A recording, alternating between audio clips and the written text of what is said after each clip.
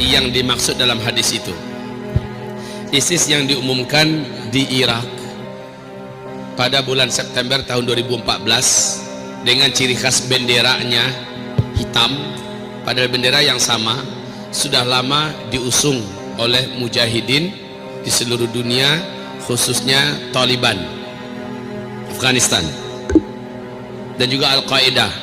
Para mujahidin yang akab yang ada di Yaman juga mengusung bendera-bendera hitam begitu. Lalu ISIS mengklaim dialah bendera hitam itu.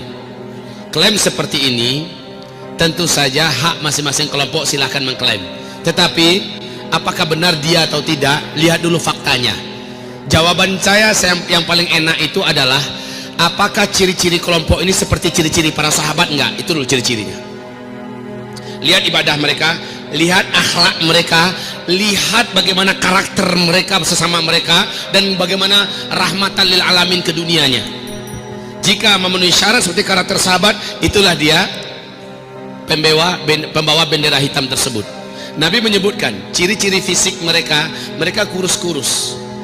Kata Rasulullah, mereka kurus-kurus. Kemudian kepala mereka dililit oleh kain yang tebal berwarna gelap-gelap.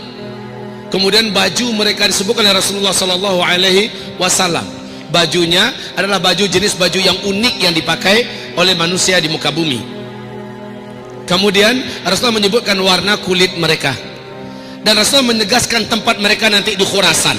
Khurasan itu macam-macam, luas.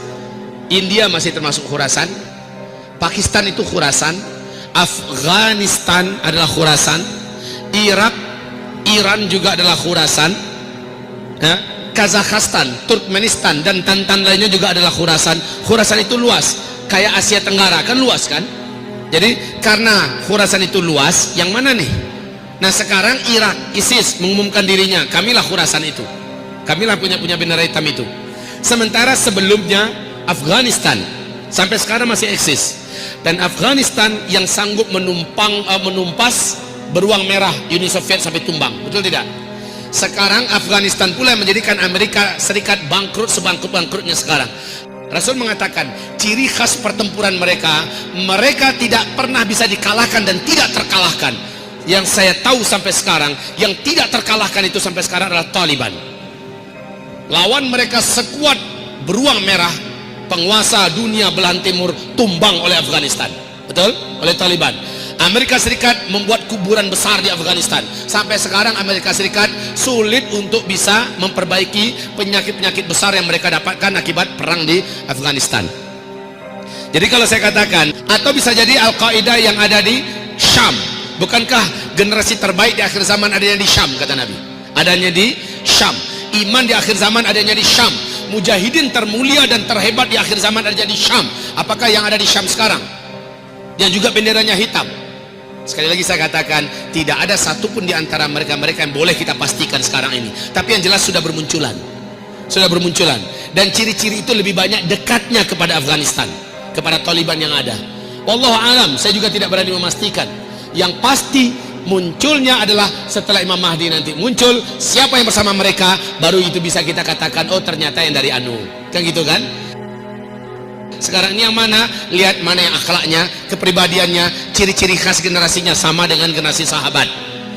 Karena orang terbaik Allah utus di akhir zaman adalah Nabi Muhammad SAW, dan manusia-manusia terbaik yang mendampinginya adalah para sahabat. Di akhir zaman Imam Mahdi keturunan kandung Nabi Muhammad, maka orang-orang terbaiklah yang levelnya kayak para sahabat pula yang bisa mendampingi Imam Mahdi nanti. Paham? Tentu saja ciri khas bendera hitam itu orangnya berakhlakkan akhlak sahabat. Dan dalam hal ini ISIS memang memiliki akhlak yang sangat keras dengan kelompok manapun di muka bumi dari Ahlus Sunnah wal Jamaah yang tidak setuju dengan mereka. Bagi mereka halal darah seluruh umat Islam yang tidak setuju dengan khilafah mereka. Apakah ini akhlak para sahabat? ISIS merilis pernyataan resminya, di mana ulama-ulama di muka bumi ini dari negara mana, negara mana, ini wajib dibunuh. Cabang-cabang kami yang ada di berbagai negara, bunuh ini targetnya. Disebut satu persatu negara ini dibunuh, ulama ini dibunuh, ya. Kemudian termasuk Presiden Persatuan Ulama Dunia seperti Profesor Dr. Yusuf Al-Qardawi itu juga wajib bunuh. Kalau di Indonesia yang wajib bunuh itu adalah Habib Rizik Syihab. Apakah ini yang ditargetkan sebagai pembela Al-Mahdi? Sementara mereka punya akidah halal darah kaum muslimin semuanya. Bahaya ini.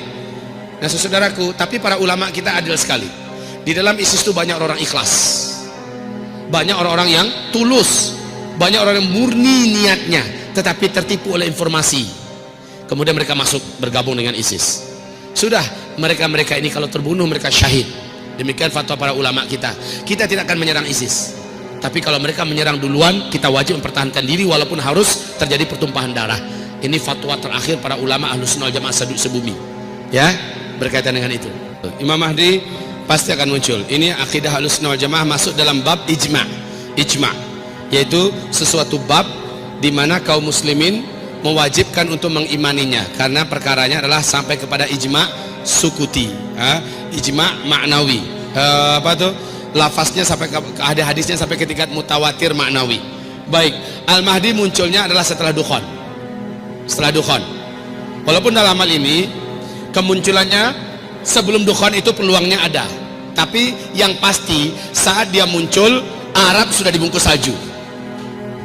Arab sudah dibungkus salju, dan sekarang sudah mulai kan, seperti 2011 yang kami katakan sampai sekarang. Kamu nanti suasananya akan banyak yang bersalju di muka bumi. Ketika itu kamu mendengar Al-Mahdi keluar, wajib berbaiat kepadanya walaupun merangkak di atas salju. Kenapa kalimat merangkak? Karena itu menandakan sudah tidak ada helikopter, sudah tidak ada pesawat, sudah tidak ada kendaraan yang membuat kita bisa bebas untuk daripada ini kan salju itu kan di daratan kan. Maknanya bahwa kita akan berkuda, akan ada yang banyak berjalan kaki, walaupun hanya berjalan kaki, walaupun sampai merangkak di atas salju untuk berbaiat, menandakan wajibnya berbaiat dengan Imam Mahdi. Pertanyaannya adalah bagaimana cara kita mendapatkan kabar bahwa Imam Mahdi sudah keluar? Kan itu tadi. Cara mendapatkan kabar bahwa Al-Mahdi itu sudah hadir, yang pertama, makanya kemungkinan beliau akan muncul sebelum Dukhan itu ada, tetapi peluang dia muncul setelah Dukhan lebih besar. Kita mengetahuinya adalah pertama, Dukhan hanya terjadi setelah hantaman meteor, ya kan?